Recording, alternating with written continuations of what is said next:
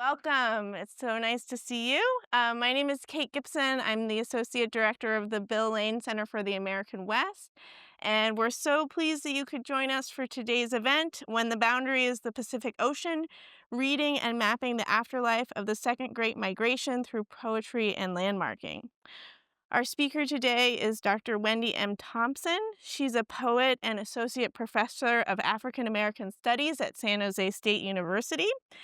Her creative interests include Black California in the Bay Area, race in the built environment, interracial families, and mixed race identity, and nature in the natural world.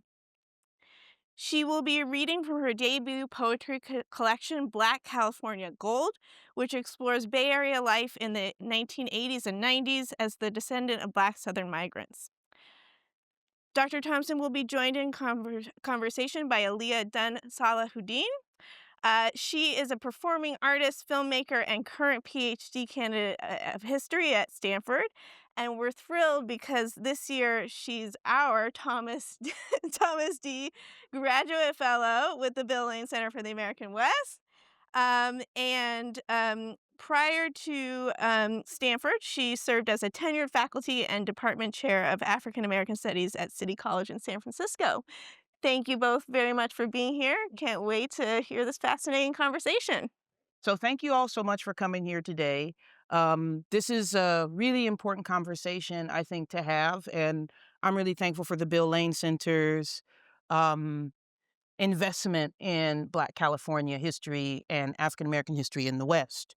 So, Dr. Thompson, we've already introduced you already, so I'm just going to sort of jump right in and start us off with a poem, California Gold. Yes. Thank you all for being here today.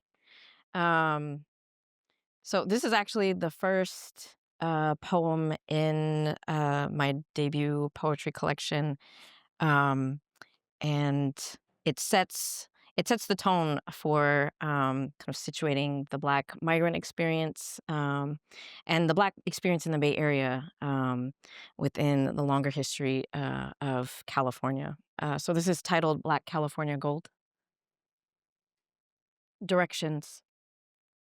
Match the following counties to the appropriate descriptions. A. El Dorado. B. Marin. C. Siskiyou, Modoc. D. San Francisco. E. Butte. When they cried, "Eureka!" and exclaimed they'd found gold, was it the hard, muddy nugget scraped from a creek and examined in the cracked palm of a miner far from home who would shave off an edge to pay for whiskey and a few minutes inside a whorehouse on top of a heavy freckled blonde with a cleft palate called Pig? Was it the passing of the Government and Protection of Indians Act, which forced any and all Native people found loitering or orphaned into servitude? That man, right there, caught wandering near the horse stables. That boy, there, taken from under his mother's skirt after both his parents were shot dead. Underage children would be rented out, dropped permanently into a corner of a white woman's kitchen where they would feed small logs as thick as their arms into a wood-burning stove in exchange for stale bread and molasses. Was it the money made during the bounty years by every white man who made a killing, 25 cents per Indian scalp, increasing over time to $5 flat? Was it the first catch of hairy-faced shrimp dredged out of the mudflats around the San Pablo Bay by the Chinese? The men who lived and worked at the McNear Ranch knew the curve and currency and cartilage of each crustacean. Each shrimp, once sun-dried, would shrink down to the size of a woman's thumbnail, ready for export to China. Was it the capture of Captain Jack after he and 52 Modoc men hid in the lava beds beyond Tule Lake? Each black cave a mouth, each jagged ledge a chance, the sweeping formations guarded by long arms of fog, leaving the Modoc ghosts to the advancing American military. White men who hunted and fought them like apparitions, manifesting through the whiteness of each man's destiny. Who did they send but General Edward Canby and Reverend Eleazar Thomas to negotiate peace? Who were promptly murdered between, "We are here to inform you," and "If you agree to these terms"? Was it when the bottom of the city fell into the bay, a fireball of sediment and immigration records, leaving hundreds of thousands of houseless people wandering through the rubble as documents and non-documents turned to ash. This stitch, this loophole, as large as a needle's eye, would facilitate a flood of men from Guangdong who offered fabricated genealogical constellations to officers at Angel Island, each one suspected of being a paper son. What's the name of your village? Where is it located? Was it when 50-year-old Ishi emerged from the coyote bush behind a slaughterhouse and white men had him arrested and jailed before transferring him to the Department of Anthropology at the University of California, Berkeley, where he was held as a specimen in a glass box in a good Western suit? They considered him a friend, studied him closely as though a missing link. Who is alive who can ask Waterman and Kroeber how to say, "The gold mining has contaminated the water supply and killed the fish. My dinner is poison. The deer have been displaced. I am sick with this white man's disease in Yana." Was it when Shoichi Okamoto refused to show his past while driving a construction truck out of Tule Lake, and a white sentry put a bullet through the wall of the Japanese language school, the Buddhist church, Narita's barber shop, Matsunaga's store, Yoshida's produce and flowers, his body? Green onions, ranunculus, and strawberries in the fields would wither and rot. Their last words, a refusal. To die back into the earth is a freedom pass. Was it when the bulldozers razed house after liquor store after apartment building after childhood dream to lay out the Western Addition, erasing block after block of Japanese and Black life maps, warehousing citizen enemies and friends in concentration camps in the furthest remote corners of other people's deserts, leaving streets strewn with half-sold cars and never-created family heirlooms? Who but tech support will inherit the multi-lane Geary Expressway? Was it the site of a 1958 Buick occupied by 3 Black teenage boys stopped at Griffith and Oakdale in Hunters Point, their bodies spilling from the vinyl seats at first sight of the police officer who didn't think twice to shoot on sight? There's a picture of my father as a boy running away from the camera, not unlike Matthew Peanut Johnson, running down a debris-strewn hill, away from the police, arms flailing, the joy catching in the thin air pocket between shirt and skin, the worn shoes barely touching the dirt. Have you ever seen a Black boy fly? Patrolman Alvin Johnson did and shot him dead in the back, his body collapsing into the earth like the waste and weeds around it. Was it when the white residents of Sherwood Forest, the subdivision, but probably also those in the Royal Mary Woods of England, heard that the developer refused to sell 175 or 175 Miraloma Drive to Willie Mays, a custom-built split-level 3-bed, 2-bath dream home with a balcony and a side-by-side garage on a street, the name that roughly translates to look, know, live on this hill with its sweeping bayside views? Was it when Richard Oakes stood on the edge of that rock with its layers of sediment and past lives as a pelican rookery, a coastal battery and garrison, a prison for Confederate soldiers, Hopi captives, and mobsters, and told television news cameras that he and fellow occupiers offered the following treaty: to purchase Alcatraz for $24 and glass beads and red cloth, a precedent set by the white man's purchase of a similar island around 300 years ago. For this, America would be $24 richer.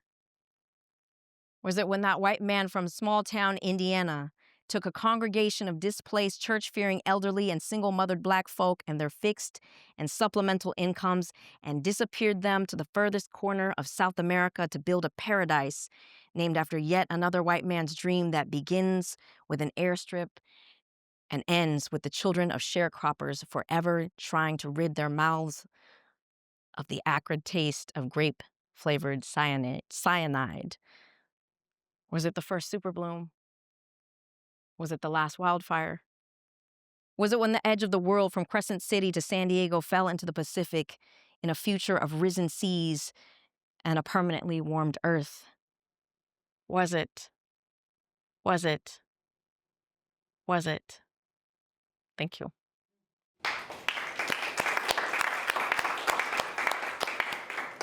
Thank you, Wendy. Powerful, powerful poem.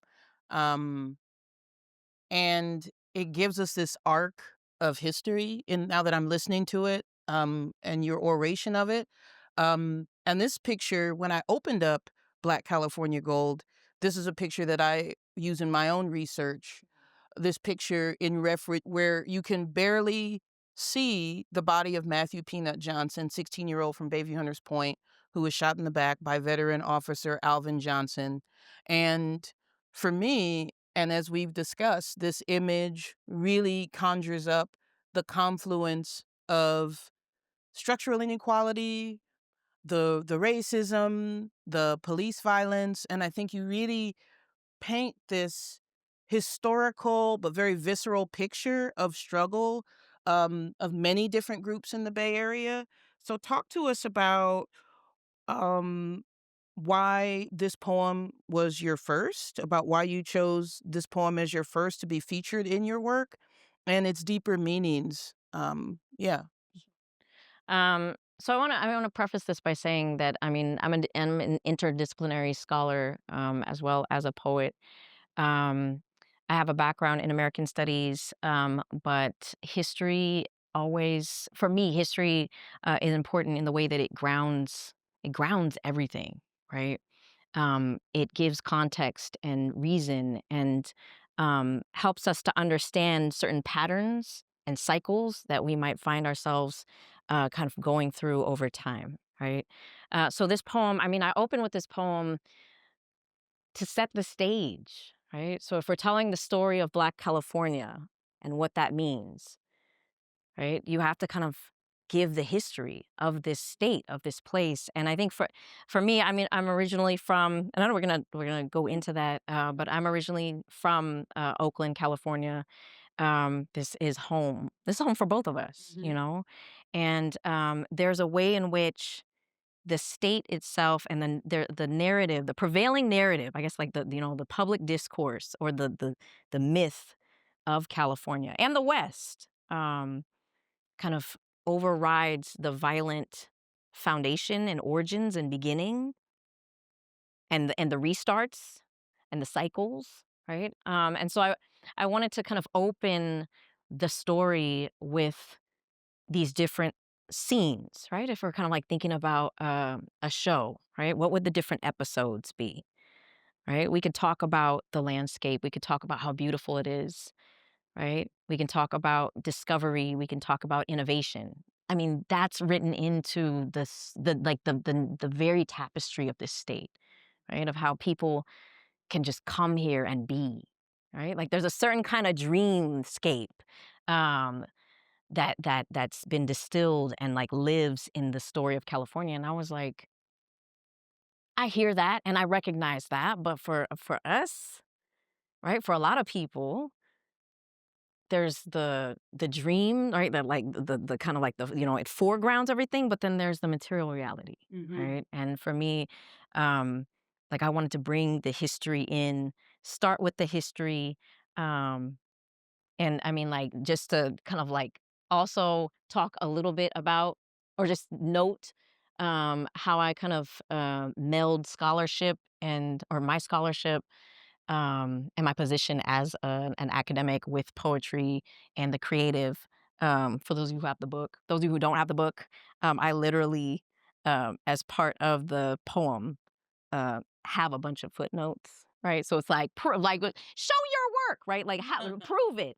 Um, and I felt like it allowed me to kind of even like root these historical vignettes, root these glimpses into kind of the details of the fact, the landscape itself, and then the fact, right? So I mean, like it's one thing to talk about, well, this happened, right? This happened, thinking about that particular image and this event, which represents many events for black folks in California and the Bay Area, black folks in LA, Central Valley, wherever, right? I mean, um, so like we're always forced to prove that we belong here, prove that this happened. And so the footnotes and kind of beginning with history was a way to kind of prove, you know.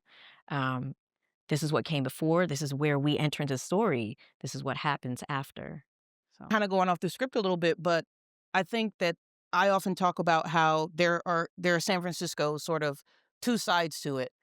Growing up in Bayview, I was looking at the bridge from one side, right? And if you're on the other, you have a bunch of tourists and other people looking at the same bridge from the other side. So I feel like what you're doing is breaking down that barrier that is very much spatial, that is very much inscripted into the landscape in many ways, and bringing us and connecting those things. So wait, can I just you do whatever. here I go with Yes, the can I yes, interject? yes, you can.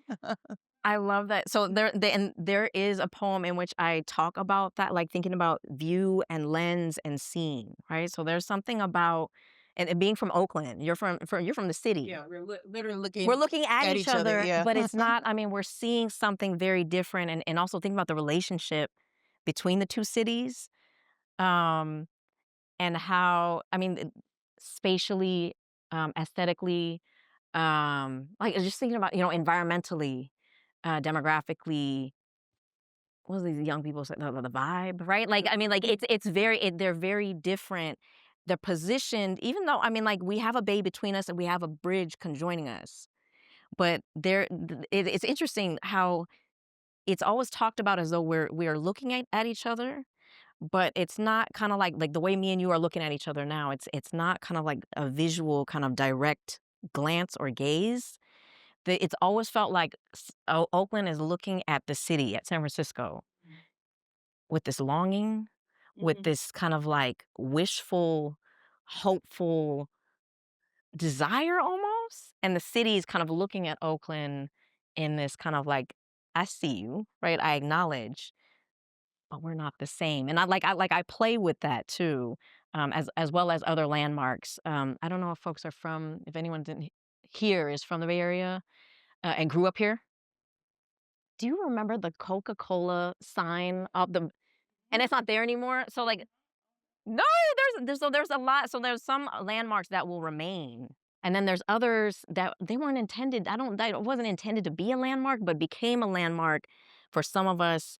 I mean, even thinking about freeways as a particular landmark as a way to orient yourself, Mhm. right? And there is this interconnectedness between just talking about it's different, but also, when we think about the Black Panther Party, which Mm, formed 2 months after roughly month and a half after Matthew Peanut Johnson is killed, sort of galvanizes both the San Francisco and the Bay Area together in many ways. A lot of how they established themselves was building that connection with San Francisco. Emory Douglas is from San Francisco. sure. He would go back and forth. I had family in Oakland, but there was still always that divide. But I think and we'll talk more about this as we get deeper into our conversation, but definitely open to have things be organic as well.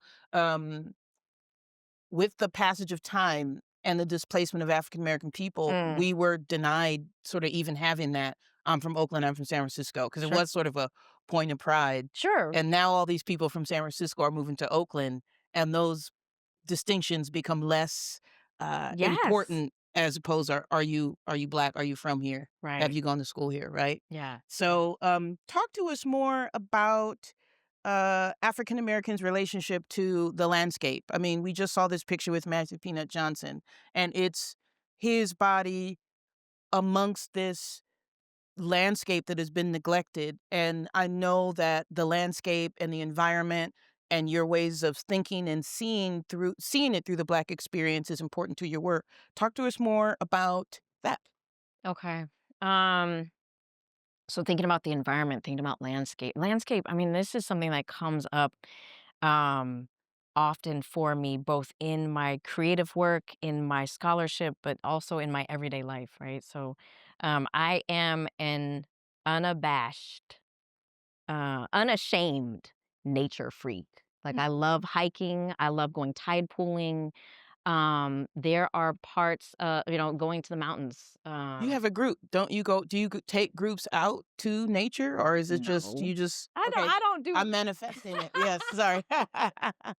I'm kind of an introvert, which is why I'm naming these things where it's I like I can see. go out in nature and be alone. right? Mhm. But then usually am one of the few Black people out there, right? So I mean, there is like thinking about the Bay Area specifically. We have such a diverse ecosystem that is within reach for many of us. If we want to go to the marshlands, you want to look at the Bay. We're not that far driving wise. We have the transportation access to go to state parks, right?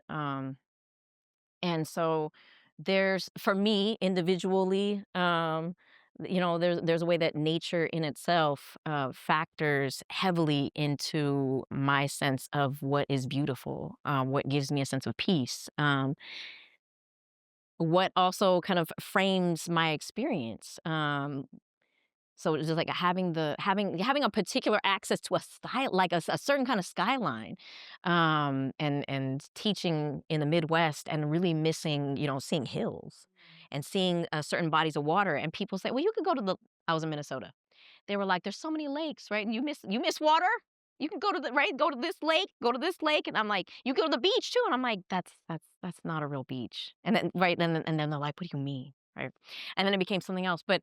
Um, Growing up, there was a contrast, and I don't know if like, if this is something that we can kind of that Mhm. we share, right? So thinking about how close we are to water and trees and, like the natural. But for many of us, I mean, like growing up in Oakland, I was if if I'm kind of recalling my childhood, the majority of my childhood was surrounded by and enclosed by buildings, right? Being on freeways. It was very urban. Um, and so the built environment felt, I mean, it became a contrast. And like stepping back and thinking about the Great Migration and what our people encountered, there was both, you know, the presence of the ocean. You can go to the beach, but at the same time, you're being housed in, if we're talking about, during the Second World War era, you're being housed in temporary Yeah. shipyard worker housing, and you're living and where they've built these structures are near heavy industry, highly polluted, toxic spaces. You're on the other side of railroad, um, transportation infrastructure, right? The freeway and BART would be run through much of our neighborhoods and business districts, and so the landscape is both this beautiful, right? Like it's this juxtaposition of if you can get there, there's great beauty, there's peace, there's transcendence, there's self-reflection in the natural spaces. But when you come back home, right, there's potholes, there's garbage, there's dumps. And then I wrote down a list of or just like and like free writing, even in thinking about that image, and we don't have to keep toggling to it because I mean it is as you put it, you're like it's a crime scene, right? And like even in kind of if you didn't know, right? If we didn't know, just looking at this image, You wouldn't even know that a body was there. you wouldn't see the body, right? And what's interesting to me is that so I grew up in West Point, 100 West Point, and it sort of seems I yes, they were barrack style houses, but I didn't really realize until I started getting bused to school that my neighborhood was different Mm, because there were still wild berries growing and there were the dirt hills to play on. So it's in some ways that sort of isolated landscape gave us this imaginary to play upon as children. But then when I started taking the bus to Edison Elementary School in the Mission, and I saw the Victorian homes and I was going to the park there, it was so green and so different. Then we would take the bus and then we'd turn on Evan Street, and there used to be a Parisian bread factory right there. And so you smell sourdough bread, mm, and then you would smell the wastewater treatment plant a couple blocks down, and that's how I would know I was home if I was asleep on the bus, sure. the smell of that sewage. So there is this It's a sensorial framing, but then right? my grandma had a house on California Street in between Baker and Lyon, and that we lost, but we would always go to the Presidio, and we would be some of the only Black children playing in the Presidio or on China Beach, which most people know from Mrs. Doubtfire, right? Or people would ask me if I was lost or knew where I was, but it's yet a public beach. So I think you're really getting at something about this having to go have access to it, Right. but even just and are thinking about our relatives who migrated here. That's one of the things that sparked their imagination was this nature, the water. My family here on the left came from Kilgore, Texas, landlocked place. So this is them taking a picture at Ocean Beach for the first time.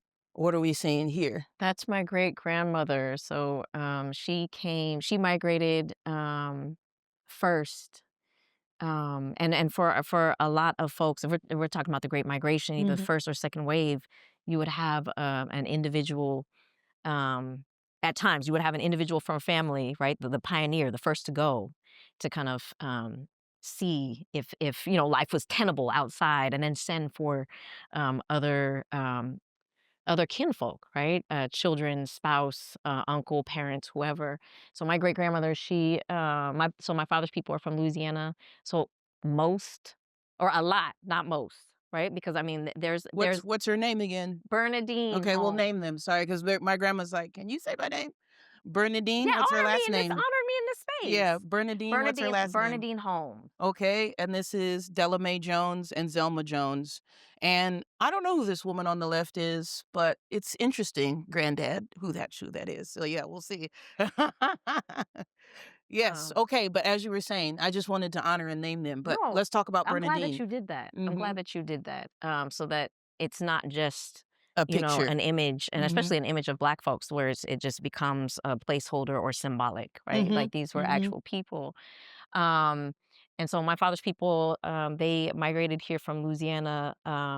There are, I want to say, like a few states where there's like heavy representation. So a few southern states, Louisiana is one of them, Texas, um, Arkansas. Arkansas, is it Mississippi also? Louisiana, Arkansas, Texas, vast majority. Yeah. Some Louisiana, some as far as Georgia, but most Louisiana, Texas, and Arkansas. And I mean, you'll find this too, and this has become one of my questions now.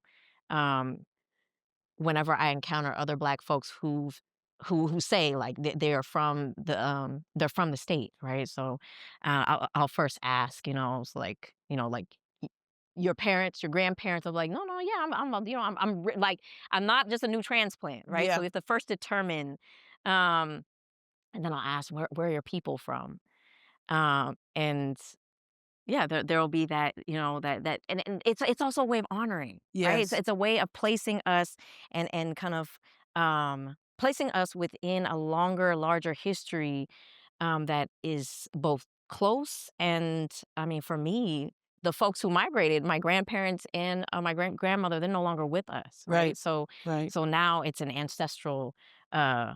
ancestral remembering. And almost an ancestral pathway that we're keeping alive by being here, Mm, doing this scholarship on the Bay Area, sitting in the room, talking to all of you. On a funnier note, my grandma would always say, before you date, ask their last name because they might be your cousin because of that is the real. way Yes. that how closely knit. So a lot of the families, including Matthew Peanut Johnson was a part of that first generation, right? Close knit families having dinners on Sundays inside of each other's homes, um, raising each other's kids if you were cutting up outside. This is the Yeah. culture that we come from that I think transcends. So you were born in Oakland, California. Yes.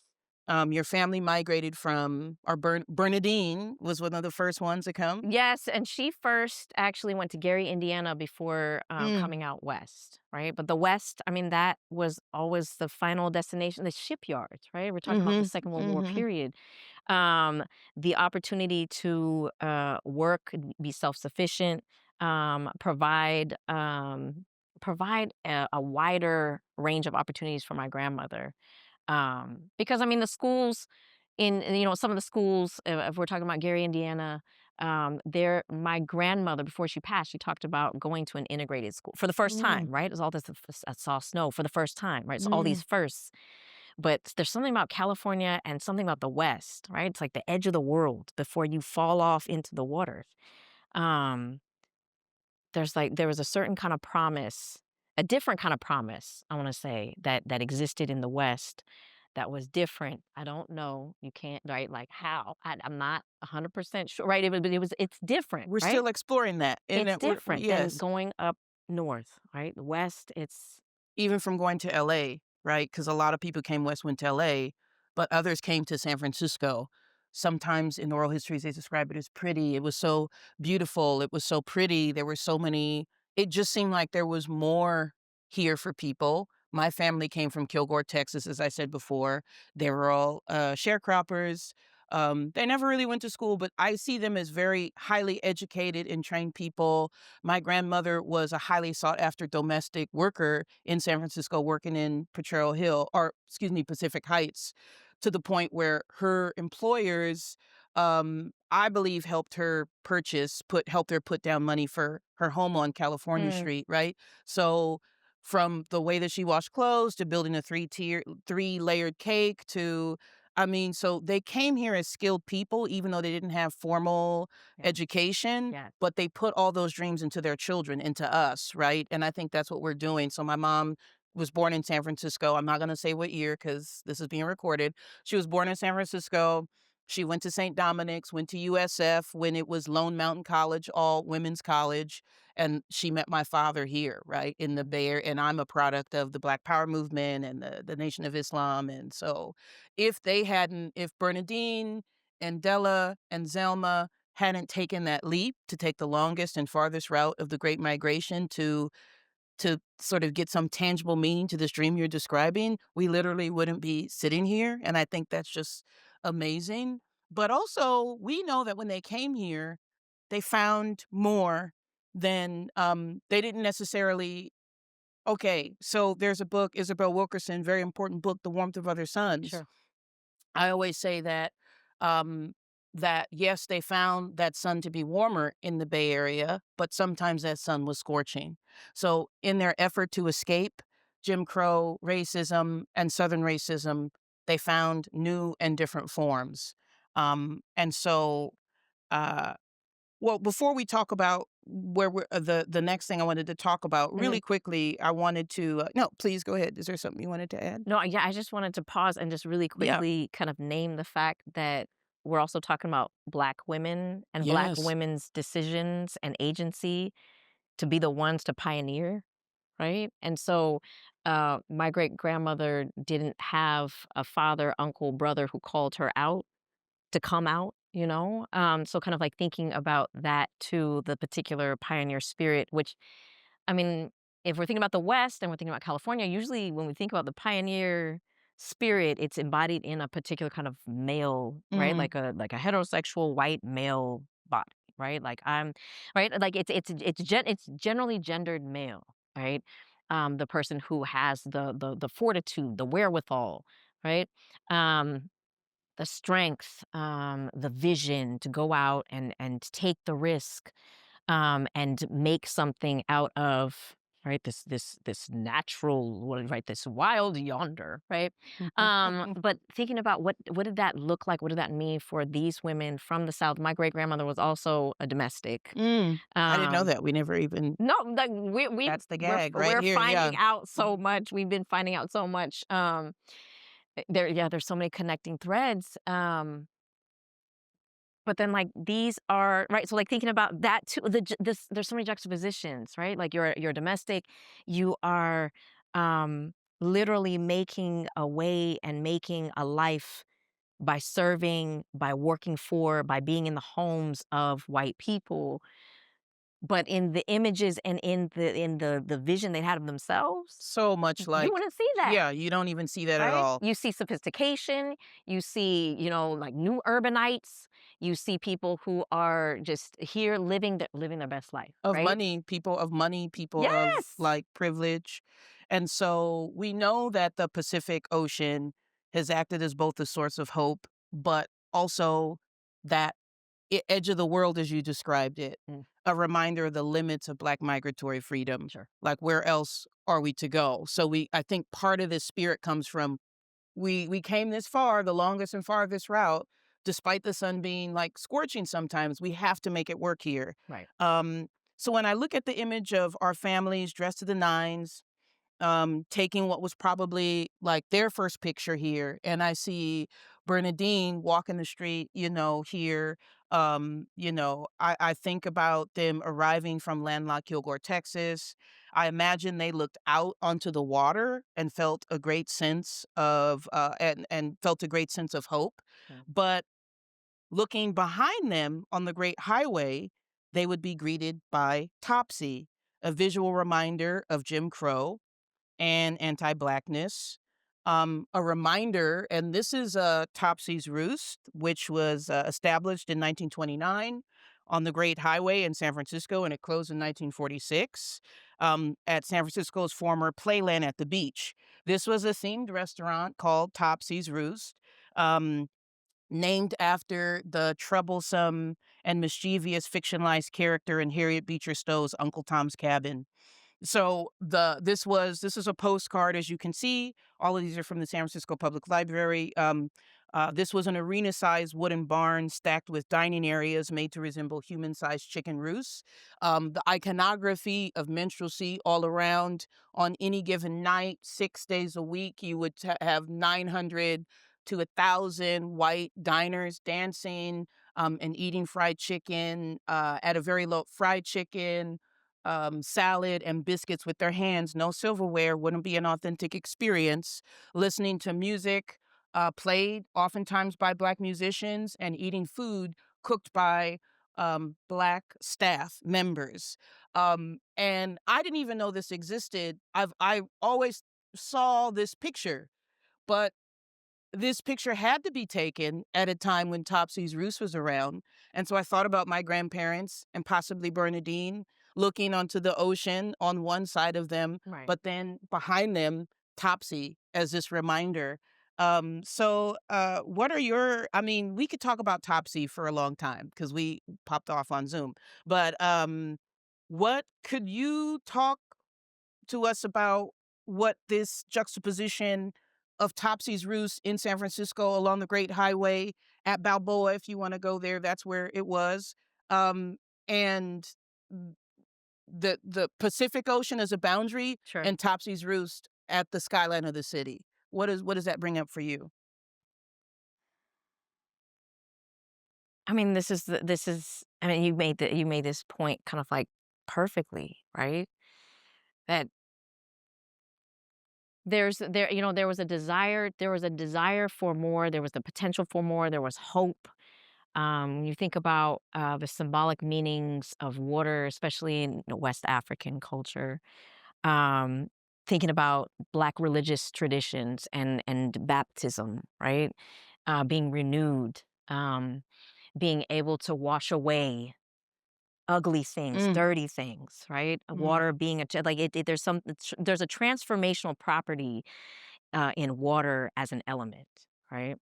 Um, and I mean, this is part of and I mean, this is not something that was super unique, right? Like the juxtaposition of here we are, we have left that bad stuff behind, the ugliness, and we're here, and we have at least some groundwork some new grounds that we can kind of work to build something generative, something new, something that we could pass down, right? In these Mhm. places, like that was tied into the migration experience, right? Like nobody was so ignorant to believe that we could actually escape it, right? Didn't Malcolm X Right, say, like, I mean, anything south of Canada is still the South for right, Black folks? Like, I right. mean, we have to get to what, the North Pole, an uninhabited place to finally be rid of just like all of the vestiges and the immediate kind of violence associated with anti-blackness, Jim Crow, right? But um, It's funny you say that because when I asked my grandmother, I was like, "Grandma, what was it like to grow up in Jim Crow something?" She was like, you mean San Francisco?" Like, just it was, America, like, right? normal. She's like, Yeah. At least it was contained." So, The yeah, containment though, yeah. right? So thinking about like, I mean, it's contained. Like I want to take that and kind of think, well, at least it's contained around the areas where they are. right? So not our people, right? Like it's at least a place like you kind of know where it lives at, where it's at. If it's not these kind of instances or incidents where I mean, our people were dressed nice. They'd go out, they worked, they built, they laughed, they cried, right? I mean, like at least for folks in my family, like Yeah. they got Yeah. drunk, they lived their They life, did. right? The Yeah. fullness of it. They prayed, right? They were human in all of the ways that people can be. Despite this. And I think, Despite it, in spite of it, yeah. alongside of it, like inside of it, like all of that, right? I mean, it's really living with the two things that can both be true. We're living we're living a dream, and we're putting forward um we're putting down roots. We're trying to put down roots, and we're putting forward this vision that we're going to make into a material reality. But at the same time, right? It's things like this that we have to see and explain to our children, Mhm. but it's also the unseen and unspoken things, right? So this is at least overt. It's terrible. We could point at it. This is trash, right? Mhm. But it's being spit on. It's being called out your name. It's being made to feel as though you don't belong. It's the larger structural pieces, right, of being kind of moved out of certain neighborhoods, eminent domain. It's being reminded every day that you are here, you have arrived, but you will never actually be here. Mhm. So we've talked about, and I think this is a great two things. I think you really bring up these two things being able to exist, right? So this is Bay Area based photographer Kenneth P. Green Sr. And this is one of my favorite photographs of his. And it's the same place that we see, same place, right? Yeah. Different time frames, but same place nonetheless. So, despite the fact that Topsy is there in the background or her ghost is there, Haunting. right, hunting, there was still black joy to be found. So, this is a perfect time for us to hear another selection from your wonderful book. So, let's hear another selection from Black California Gold, and Sure. we'll continue the dialogue. We'll have a brief presentation. Um, Creative presentation after, and there will be time for Q&A after so that we can all engage in this dialogue. Okay, Sure. Dr. Thompson. Thank you. So this poem actually fits. This poem fits in beautifully with where we just were and where we are right now. So this piece, this is actually the second poem in the collection. It's titled "Black California Freedom," and it's directly referencing the migration, the Second Great Migration during this time period. To fit inside the yolk of your mouth, a sour freedom that takes you to a destination far beyond any cotton field. The snow white fluff in your hand, a precious contrast to the black dirt caked inside your palm. Working hands, you describe them as being hands with the same lines forming an M that each generation would say meant something. No one knowing what. Lifeline, headline, fate line, heart line. You are a person who hates being lied on, a natural born leader, a deeply intelligent person, an ambitious individual who is willing to take risks, an entrepreneurial soul who is particularly good at money management, a grown person shaped by the fact that they were intuitive as a child, strong willed as a teenager, wrecked and bitter as a divorced 30-something-year-old, and at peace in their 40s, grown. Hands as small as a saucer with pretty piano playing fingers, he once told you as he put them in his mouth. You never needed any green book. Use those same hands as a guide. Felt your way to the warmest part of the map. A mock drawing of a country built on swamps, bodies, sugar, rice, and clay. There is a miraculous story here, your history teacher once told you, and pointed to the state furthest west that looked like a sideways cotton gin. Jagged little face running vertical into a southern desert or a northern promised land. A borderland falling into an ocean where clansmen could never follow you and drag away your future. Earthquakes feel like 100 black souls getting off work at the shipyards and resting their feet for the night, your teacher said. A golden gate spans from here to China, built with the same manpower that once harvested the element from the quartz stone earth, she added. Motion pictures, she pointed out, just spilled out of movie studios in a place called Hollywood and featured Negroes in jackets and dresses, even if they were only one-line butlers and mousy maids. There are no two sides to this story, but two things can both be true, she said. And when you finally arrived on a day filled with sunshine, as every other day afterward would be, you found yourself able to breathe in the sea salt air and relax your bladder enough to feel the piss you'd held in for the last 6 hours. You went in search of the nearest restroom and found no coloreds only sign, no whites only sign, just a toilet that you filled with your wet, hot arrival. Then you washed your hands, also an uncolored experience, and proceeded to order a malt at an integrated lunch counter for the very first time. The white woman sitting next to you did not flinch when by accident your knee touched her thigh. You liked it, and she liked it. The raw, dark chocolate poured down a glass throat, fresh white whipped cream clinging to the lip, an electric maraschino cherry waiting to be sucked. Here, in the city, you make real wages. Here in the city, you become part of a symphony of high-flying Negroes, fancy, fine, and carefree in work boots, coveralls, and the latest fashions from London, Rome, and gay Paris. Here you hang up your grandmother's wedding gift, French lace curtains from New Orleans, covering up war workers' housing windows, the thinnest panes you'd seen since leaving Ouachita. In 10 years' time, above-ground trains will wrap around concrete platforms like a sleeve. In 10 years' time, 2 of your sons will have been arrested and jailed, the long dogs of Jim Crow of the West, handcuffing them to wrap sheets like a sleeve. But before then, a day will come when you find yourself able to afford an automobile. Just remember as you drive across winding Pacific Coast highways to other norths, to leave behind traces of your map, an outline of your westward dreams on water. It is certain that you will meet another ocean and run into it without a mob to chase you out.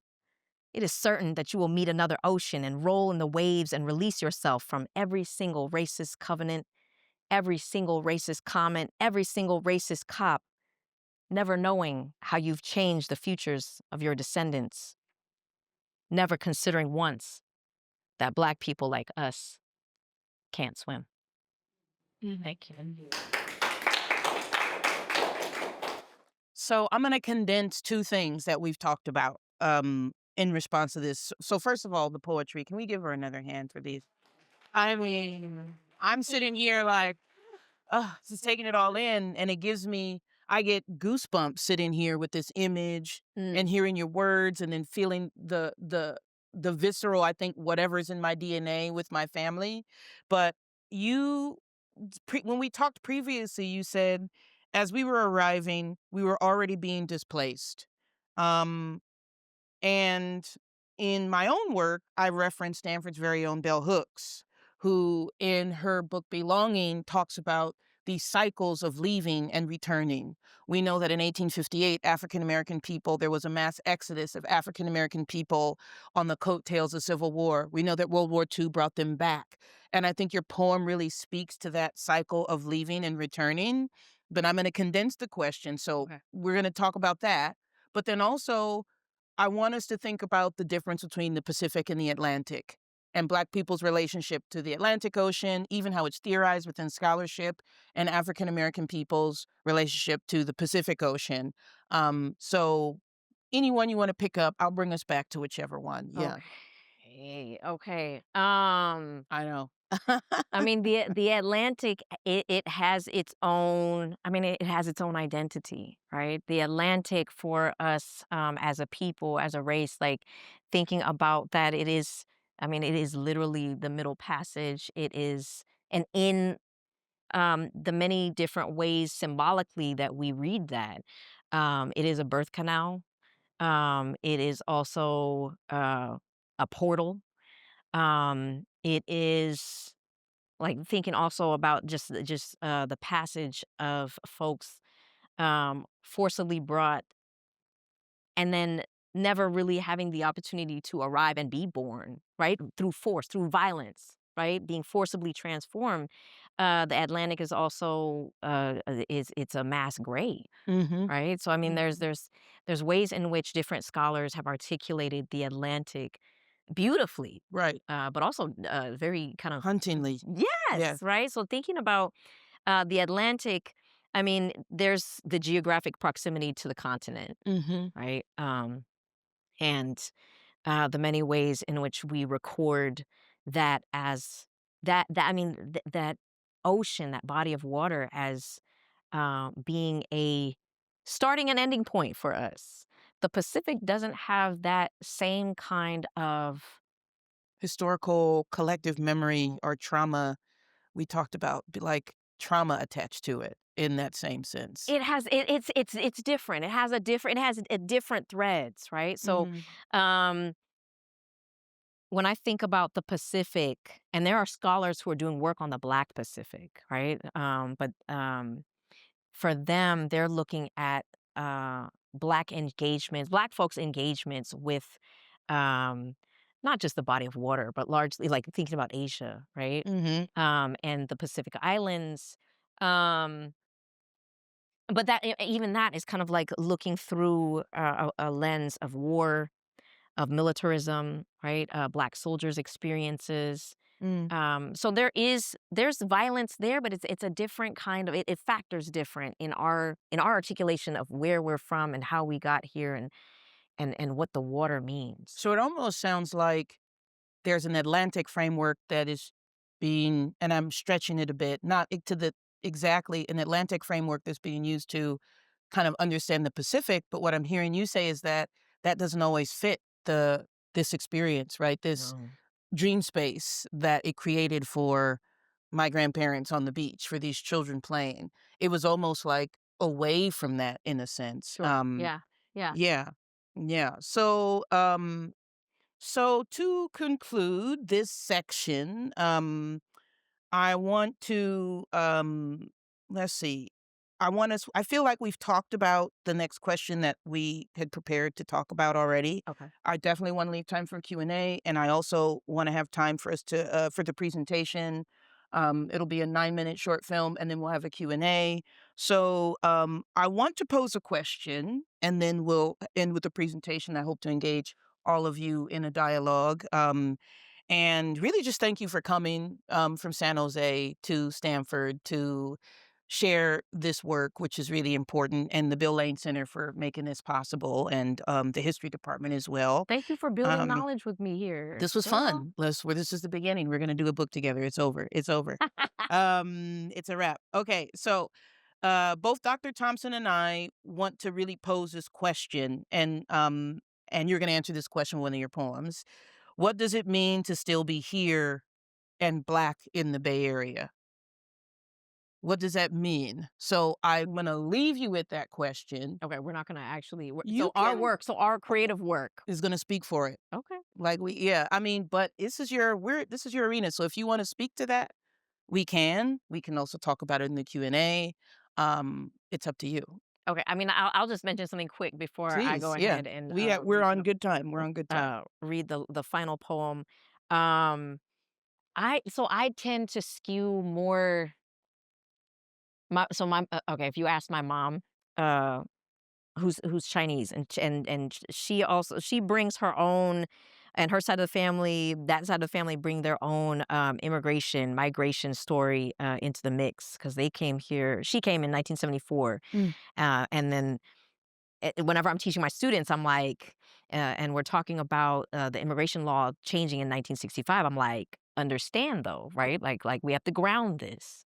Thinking about the civil rights movement and struggle, Black struggle, and how it's connected to all these other openings at different times. But my mother would tell you, like, if you asked her, she would be like, "Oh, Wendy's just negative, right?" So like, I'm always negative. But so like thinking about that question, um, my responses are a lot more sky is falling, doomsday, kind of Mm. like we are like, we're holding on.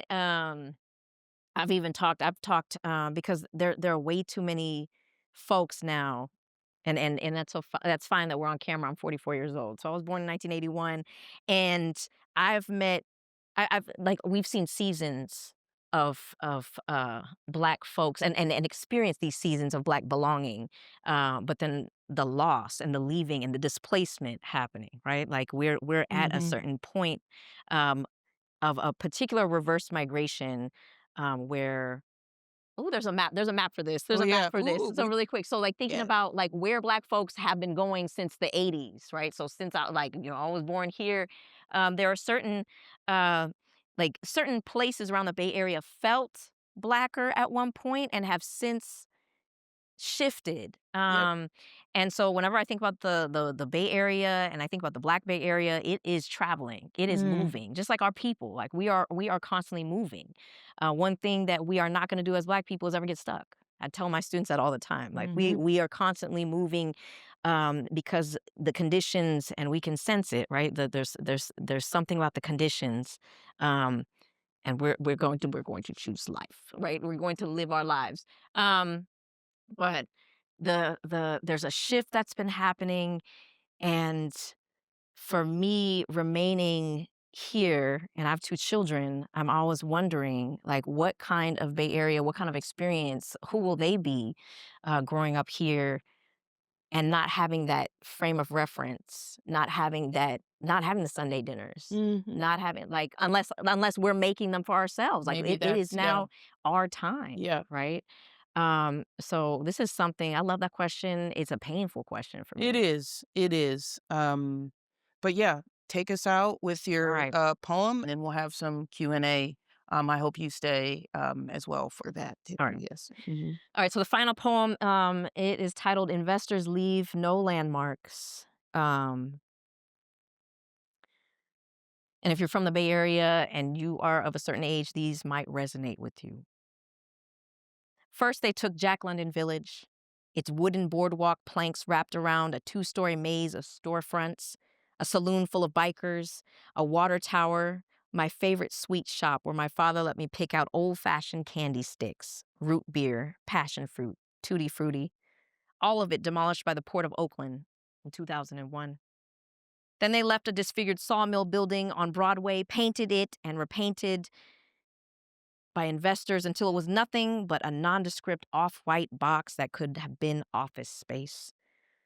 But once upon a time, it was a clock tower, its spire protruding from the top, a grand castle guarded by 2 great lions, our urban cathedral lording over its fiefdom of freeways. Finally, the day came when the Coke sign stationed alongside the downtown connector of the I-80 and 101 to the Bay Bridge was removed. That bright red banner with the white cursive letters urging us to enjoy as we funneled our way into the lower deck back to Oakland, 1,000 tiny light bulbs lit up at night, blinking in a show that made Christmas feel ashamed. I tell my childhood friend what I remember. She tells me something different. Even our memories lie. Did we ever exist? The junk mail and spam callers say yes. But every single identifying factor points to the fact that our history, like our mother's histories and our father's shipwrecks, belong in every graveyard, raised to build a market rate townhome. Once a crane picked up a metal beam and I saw the strength of technology manifesting destiny into a future city of progress. I tried to recapture what I saw, jotting it down before bed. That crane lifting the beam was an act of aggression. That beam being lifted was part of the bone structure of a building coming together under increased police surveillance. Together, they corroborate someone else's life story being written permit by permit. Together, they collaborate on a new city being built under increased police surveillance. But then I wake up and all I read is your available balance has reached or dropped below zero. Call mom in the morning. Stop texting your ex. What is the function of a private diary entry when every page and every landmark has been publicly ripped out and eaten by developers? Yesterday, a real estate agent's mailing showed up on my doorstep asking, interested in selling? We've noticed that homes in your area have sold in the high 600 to low 700s. All I heard after all those zeros was, who are you to ever have dreams while Black and migrant descendant in a northern city trapped in its own continuous renewal? It's as if animatronic mayors are set to demolition mode. We must fight the internal threat, the cancer of housing decay, because the end result of this disease is the slum. a costly breeding ground of crime, juvenile delinquency, fire, and disease, threatening the vitality of the entire community. The taxpayers of the good area of the city pay for the slum, an enemy of the modern, a killer of the new century, a thief of capital, office buildings for lease. The value is in the land. Our ghosts don't haunt anything anymore. Their coffins buried directly under the Red Line Cemetery anchor freeway on-ramps, while the sound of 7 a.m. to 7 p.m. rush hour traffic drowns out their cries for help, even on Sunday. The other day in church, we saw the hand of God rise out of the earth. It was one of those new loft apartments built on the corpse of the former foundry, or was it the former rail yard, or maybe the former lumber mill? No, it was the former sardine canning factory, industry's dead body made to rise again in the form of a sleek, modern, industrial chic building called the Foundry, the Rail Yard, the Millworks, the Cannery. As the new shiny plate glass windows went up, my grandmother's Bible exploded, which led them to evacuate and demolish the church. Safety protocols, you understand. Chalk it up to experience. Chalk it up to dispossession, but I know when a street becomes a bike lane. If we don't move, they'll put in another artisanal bread and cheese shop. This city will never give our people an education that exposes the true nature of this decadent American society. With our warriors all hand-tied and busy building community gardens to feed beans to those raised on processed food, will the outlaws show up with guns and grills to defend us at this street fight? We want to keep the street up. Investors want to tear it down, build some nice new live workspace. City council members nod at the 100th community listening circle. 6% of remaining Black lives in California matter. Note that investors come straight through the glass doors, not like the train killers trailing behind you at night. They, the investors, come bearing gift baskets full of startups and hedge funds and bottles full of work meetings on golf courses. They come permitted, invited to sit in fishbowl conference rooms, while entire grandparents get signed over by mayors who smile and look at the camera during groundbreaking ceremonies. We know they are nothing but cardboard cutouts without graffiti artists to mark them up for future use. Does everybody else know this too? Here in the city where somebody's uncle inherited a 1920s era house with chipped paint, wood rot, and dead grass, an investor made an offer. Now there's recessed lighting, white subway bathroom tiles, quartz countertops, and peach Gerber daisies in a ceramic vase on the table staged by an agent. Here in this city, somebody's baby mama lost a fight in a McDonald's parking lot in 1993, an event that will never be remembered as having happened here.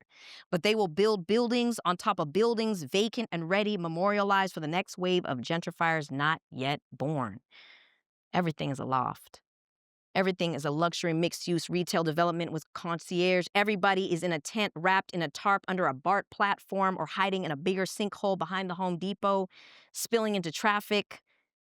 We were never here, they've convinced us to say, as they erect yet another artist warehouse, build yet another farm-to-table restaurant, raise yet another community full of Black mothers who send their children on a Head Start bus to the furthest undeveloped county that is nothing but a sign advertising. Limited collection single-family homes coming soon. Now I know how easy it is to erase Black history. All it is chalk, outlining the shape of a body. All it is debris and our family's furniture bought on layaway, and despite the storm drain exclaiming, "No dumping," this is how all our bodies ended up in the Bay.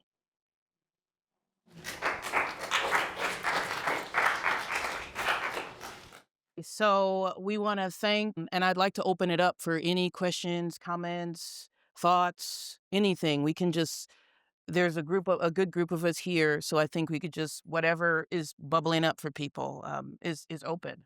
And Dr. Wendy Thompson is here, local at San Jose State as well. So I'm going to put both our information back up and encourage you to reach back out. But yeah, please, any questions or comments that people have are welcomed at this point. Hi. I know. I'm Aisha Jones. I am currently serving as an administrator over at Leadership College in Santa Clara. I'm an LA transplant. And your last question about being Black in the Bay, it's been an adjustment. it continues to be an adjustment. Yeah. For a number of reasons. And so I'm curious about your response, or, outside of some of what is mapped out in this book and in your collective work. Yeah, why did I stay? We actually had a question that was asking about the difference between the Bay Area and LA too. It's important to acknowledge that the urban renewal projects and the moving Black folks around and being redlined and then kind of constantly being displaced. That again, like that's not exclusive or unique to the United States. Having freeways run through our business districts, our neighborhoods. This was happening across the country, right? So this was, post-war era. Revitalizing cities, new suburbs being built, new highways, right? Like envisioning the nation of the future. It was built it was built over Black communities and at our expense, right? But that being said, so like one of the questions I ask, it depends, right? So like there's with Black folks, when I find out like, oh no, I'm from Oakland, I'm from Richmond, I'm from San Francisco, I'm always like, where are your people from? Whenever I encounter a Black person who's not from the Bay Area, um, so usually folks from other states who come, but also folks from LA, right? Inland Empire, right? Because I mean, Black LA is also moving. Black LA has been moving to the Central Valley, just like the Black Bay Area. Like we're moving into, and my dad, who's also dramatic like me, he's like, gets all prophetic, and he's like, oh yeah, but like we have to be careful because like remember the last time a group of people were sent into the desert, what happened, right? So, just kind of like thinking about how these maps are moving, but I don't know. There's something about when I talk to Black folks from LA, it feels like yeah, I told you this. There's more of a connectedness to the South than I've felt when I'm talking to the folks in the Bay Area, right?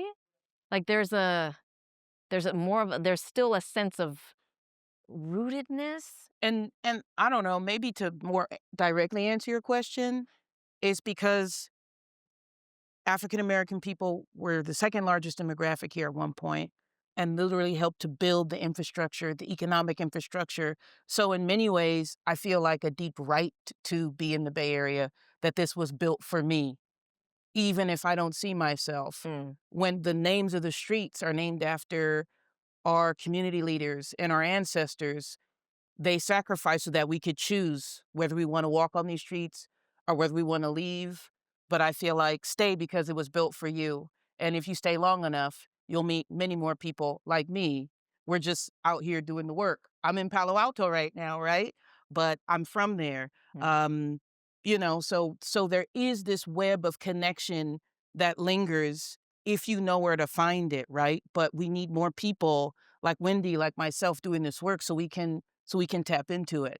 But stay here because this was literally built for you on the dreams of Black people coming from the South, our shared history. That would be my direct answer to your question. Yeah.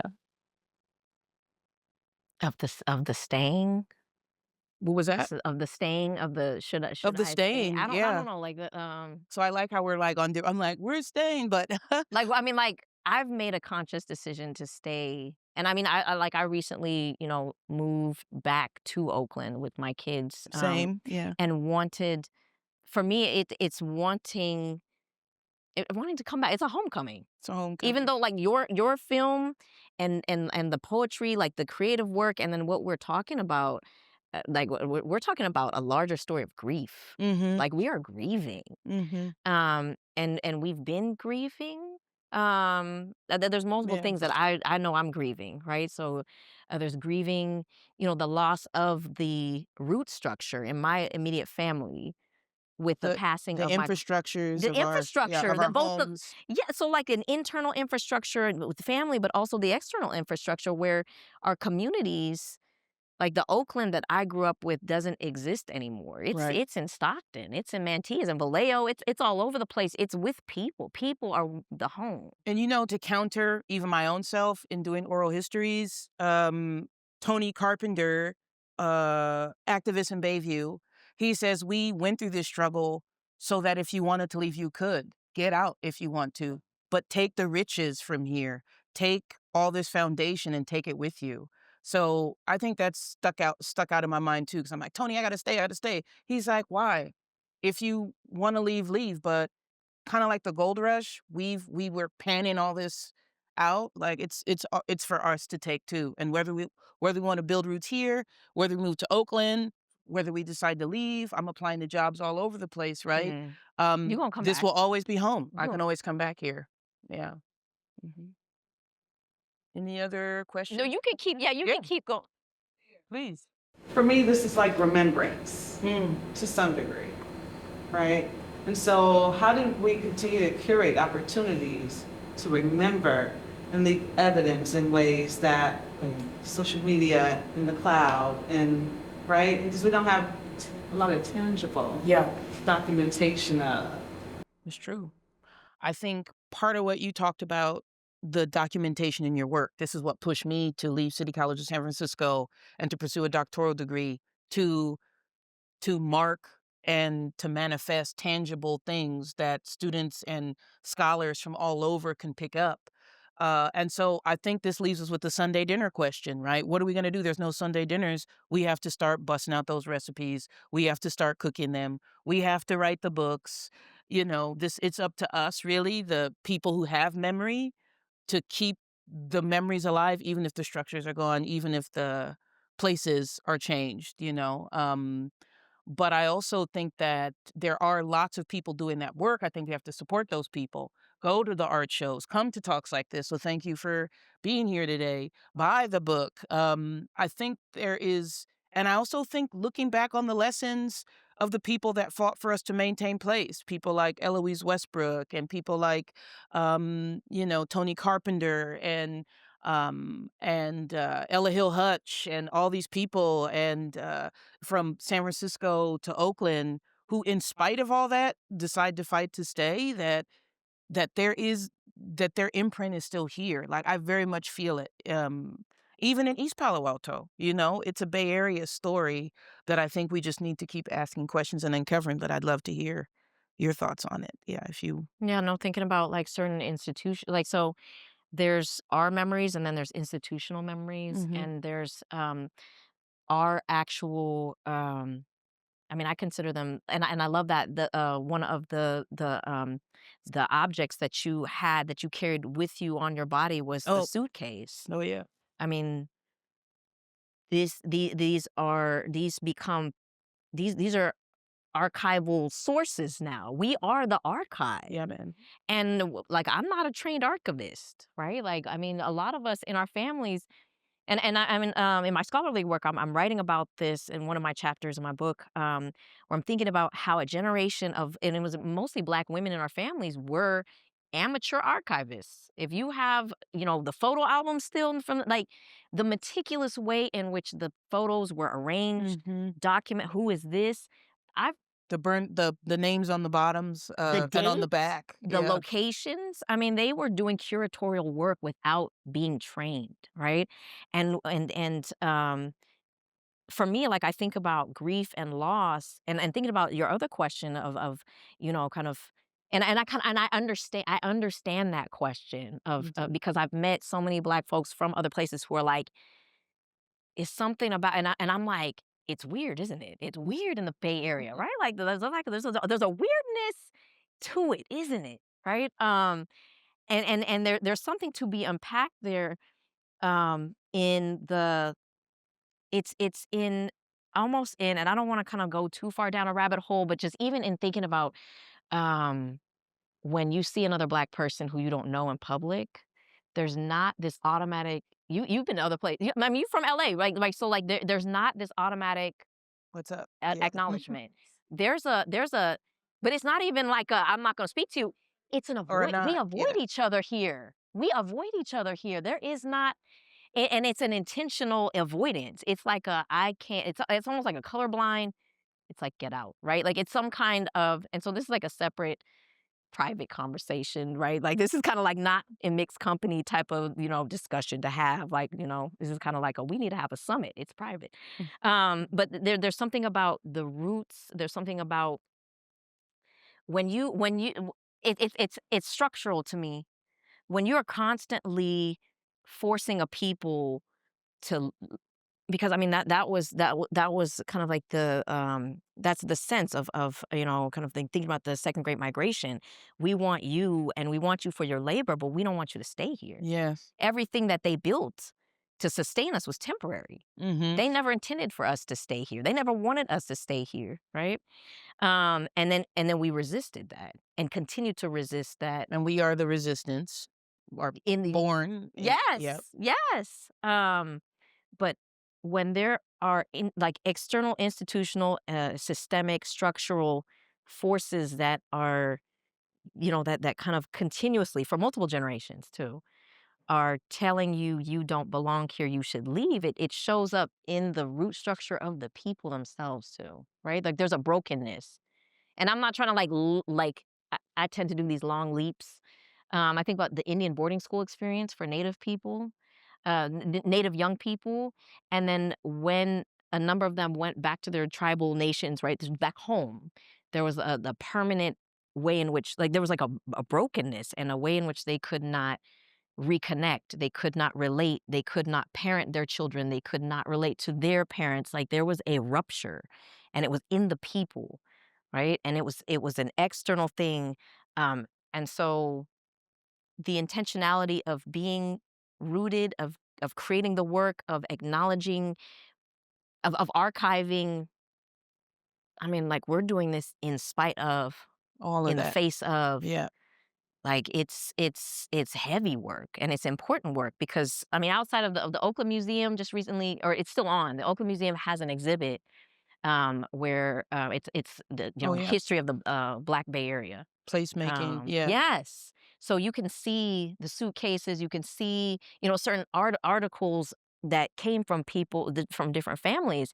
It's not the extensive, there is no, and I shouldn't say this because I don't know what's over at the California African American Museum in LA, right? There might be a more There's a lot. extensive There's a lot. repository of things, right? But up here, who keeps the things? We do. I'm gonna bump up against that. Okay. I wrote a lot of pages about there are things, but they're disjointed, they're hidden, they're underneath. But I always contend that just like the end of the film, that we are still here. Mm, If you look, they planted those seeds for us to find. sure. They might not be as easy for us to find, but they're there. So like the patches of like Black people separated across geographies as a result of slavery, coming back together after slavery's over, we have to just find the pieces and sew them back together with the skills and things and tools that they left us. But it's definitely work. So with that said, I want to, when the boundary is the Pacific Ocean, thank Dr. Wendy Thompson for being here and sharing your wonderful Thank work. you. Thank you so much. I'm blessed to be in conversation with you. Thank This you. was very rich. I mean, you guys were here, but I was like, we're here. And thank you, the Bill Lane Center for the American West, for sponsoring me and my work this year, but also for putting on this event and putting us together. Yeah. Thank you, the History Department, for sponsoring the film and for being here. And thank you all for coming and being a part of this conversation. And I hope that it continues. And to all the people from the Bill Lane Center, Tina and Katie, for putting this on. Thank you so much. I'm going to invite Dr. Thompson out to the table where the books are. If you'd like to grab a book, talk to Dr. Thompson more. Her contact information is here. Let's keep the conversation going. Thank you so much. Thank you. Thank you. Thank you. Thank you, girl. Yes. This was I great. want a picture with you. Oh, yeah, we'll get a picture. Thank you.